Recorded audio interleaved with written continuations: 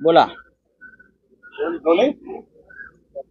Candidate थी, कल आपने बात कही कि Uddhav Thackeray would be a good option and he is excellent option rather you said yesterday. क्या कहना चाहेंगे आप?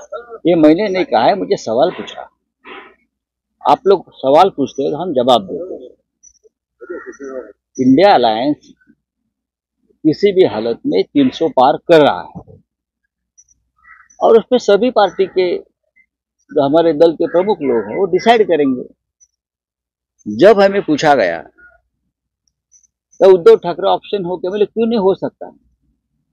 महाराष्ट्र के मुख्यमंत्री रह चुके हैं, अच्छा काम किया है, देश में एक अच्छा फेस है, लिबरल फेस है, तो उनके चेहरे को एक्सेप्टेबिलिटी हो सकती है। लेकिन इंडिया अलायंस में और भी चेहरे हैं, एक नहीं और भी चेहरे हैं। अगर देश का नेतृत्व करने की है, हमको अगर मिलती है, महाराष्ट्र को मौका मिलता है तो उसका स्वागत हम करेंगे ही ना। लेकिन इंडिया अलायंस में कांग्रेस सबसे बड़ी पार्टी है और भी दल है जो अपने अपने राज्यों में चुनाव लड़ेंगे, उनके भी नेता है, तो नेतृत्व कौन करेगा ये अब सवाल नहीं है। तानाशाही को हराना है सब मिलकर, ये सवाल। भारतीय जनता पार्टी में तो एक ही चेहरा है ना, और कौन सा चेहरा है क्या। घिसा पिटा वही चेहरा 10 साल से चल रहा है और लोग उनको अब एक्सेप्ट करने नहीं जा रहे। मोदी जी और उनकी पार्टी हारने जा रही है, बुरी तरह से हार रही है। तो इसलिए सवाल है कि इंडिया आघाड़ी का चेहरा कौन। इंडिया आघाड़ी में बहुत से चेहरे हैं, उनमें से उद्धव ठाकरे। उद्धव ठाकरे ये कह रहे हैं कि नाना पटोले ने ये कहा था कि आपकी बातों को ज्यादा ध्यान न दिया जाए। कल तक आप राहुल गांधी के नाम के लिए पिच कर रहे थे और अभी आप उद्धव ठाकरे के। देखिए, नाना पटोले जी के बात पर ज्यादा ध्यान मत दीजिए। राहुल गांधी के साथ हमारे अच्छे रिश्ते हैं, ये प्राइम मिनिस्टर पद का झगड़ा नहीं है। हम क्या बोलते हैं ये कांग्रेस वाले को समझ में नहीं आ रहा है। राहुल गांधी जी देश के नेता है, अगर राहुल गांधी जी बनना चाहते हैं तो उनका स्वागत है। लेकिन और भी चेहरे इस देश में है, और ममता जी है, अखिलेश है, उद्धव ठाकरे जी है, और बहुत चेहरे हैं ना, खड़गे साहब है। तो किसी का नाम लेना गुनाह है क्या। हमारे पार्टी के नेता का अगर हम नाम लेता है तो क्या उसमें उसमें गलत क्या है। इतनी मिर्ची लगने की जरूरत नहीं किसी को। सर, उद्धव ठाकरे जी ने कल धारावी में एक बयान दिया जिसमें उन्होंने कहा कि 2019 में देवेंद्र फडणवीस ने कहा था कि वो आदित्य को ग्रूम करेंगे और आने वाले 2.5 साल के बाद वो केंद्र में चले जाएंगे, दिल्ली में चले जाएंगे और मुख्यमंत्री बनाएंगे। देखिए, ये सच्चाई है, ये पूरी तरह से सच्चाई है। देवेंद्र फडणवीस जी जब मुख्यमंत्री बने महाराष्ट्र के, तब उनको ये बड़ा सपना था कि मैं देश का प्रधानमंत्री बनूंगा और मोदी जी की जगह पर जाऊंगा। उनको तो ये भी सपना था कि मैं पहले गृह मंत्री बनूंगा।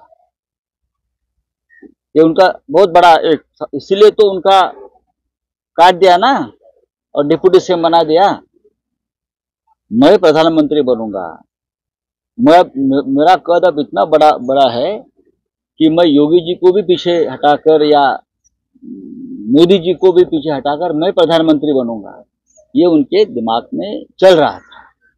और उद्धव ठाकरे साहब ने जो कहा है ये सच है। उद्धव ठाकरे कभी झूठ नहीं बोलते। हमारी राजनीति झूठ के ऊपर टिकी हुई नहीं है।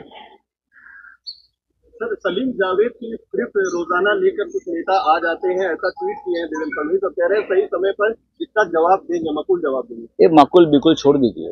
उद्धव ठाकरे ने जो जवाब दिया वो सही है। उद्धव ठाकरे ने कहा ये सही है। देवेंद्र जी को प्रधानमंत्री और गृह मंत्री पद का बहुत बड़ा सपना उस वक्त आ रहा था, लेकिन मोदी जी और शाह जी ने उनके पैर काट दिए और महाराष्ट्र में डिप्टी सीएम बना दिया है। उसका एक वजह ये भी है, तो दिल्ली आकर प्रधानमंत्री बनने का ख्वाब लेकर आने का उनका जो एक ख्वाब था वो मोदी और शाह जी ने खत्म कर दिया है। सर, एक ज्वाइंट सभा जो है झारखंड में आज हो रही है, जिसमें 14 इंडिया अलायंस के जितने भी घटक दल हैं सभी बड़े वरिष्ठ नेताओं को वहां पर बुलाया गया है। आपकी पार्टी से उद्धव ठाकरे जी को जो है आमंत्रित किया गया था। ये बात सही है, ये बात सही है कि झारखंड में इंडिया अलायंस का एक रैली आज हो रही है और हेमंत सोरेन जी की तरफ से उनकी पत्नी बहन जी हमारी, मेरे से भी बात हो गई, उद्धव ठाकरे साहब से भी बात हो गई। लेकिन आप देख रहे हो कि महाराष्ट्र में चुनाव प्रचार चरम पर है। आज भी उद्धव ठाकरे मुंबई से बाहर जा रहे हैं, लेकिन हमने ये सोचा है कि हमारे पार्टी की तरफ से कोई ना कोई वहां पहुंच जाए। ये बात सही है। सर, अनिल बोंडे जो राज्यसभा सांसद है बीजेपी के, उन्होंने अमरावती में कहा कि जो टिप्पणी आपने उनके ऊपर कही थी, उसके लिए अगर छत्रपति शिवाजी महाराज होते तो आपकी जबान काट दी जाती, बाला साहब ठाकरे होते तो कान के नीचे बजाते। इस बयान को कैसे देखते? कौन बोंडे? मैं पहचानता नहीं, ये कौन बोंडे है? एक बोंडे हमारे पास था, शायद वही हो सकता है जो हमारे पार्टी में हमारे सामने नाक रगड़कर हर चुनाव में सीट मांगता था और हम उनको सीट देते थे। अब शायद बीजेपी में होगा, वही होगा, तो मैं उसके ऊपर बात नहीं करूँगा। खूप चेहरे आहेत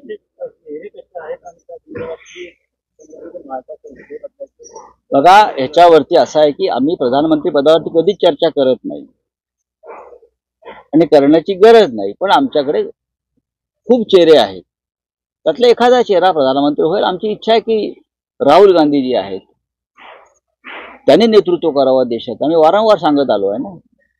पण राहुल गांधी विरक्त आहेत, ते पक्षाचा प्रचार करतायत, ते इंडिया आघाडीचा प्रचार करतायत, पण त्यांना सत्तेचा लोभ नाही।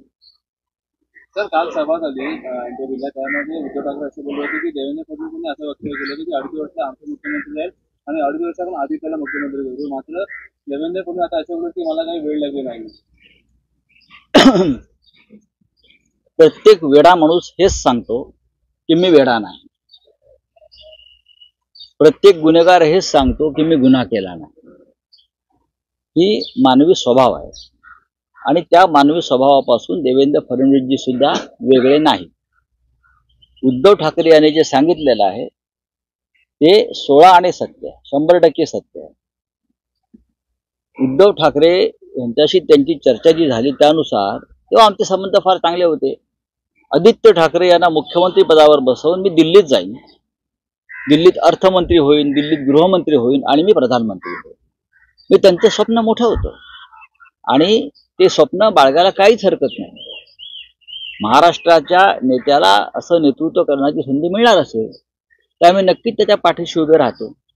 पण त्यांचं स्वप्न बहुधा मोदी आणि शहाजींना आवडलं नाही आणि त्या स्वप्नाचे पंख कापून त्यांना महाराष्ट्रामध्ये डेप्युटी सीएम केलं, असं मला एकंदरीत जे काही राजकारण आम्हाला कळतं त्यानुसार दिसतंय की इतकं मोठं स्वप्न जेव्हा फडणवीसजी पाहायला लागले तेव्हा मोदी आणि शहांनी काहीतरी निर्णय घेतला आणि महाराष्ट्रात त्यांना एकनाथ शिंदे या ज्युनियर नेत्याच्या हाताखाली काम करायला लावलं।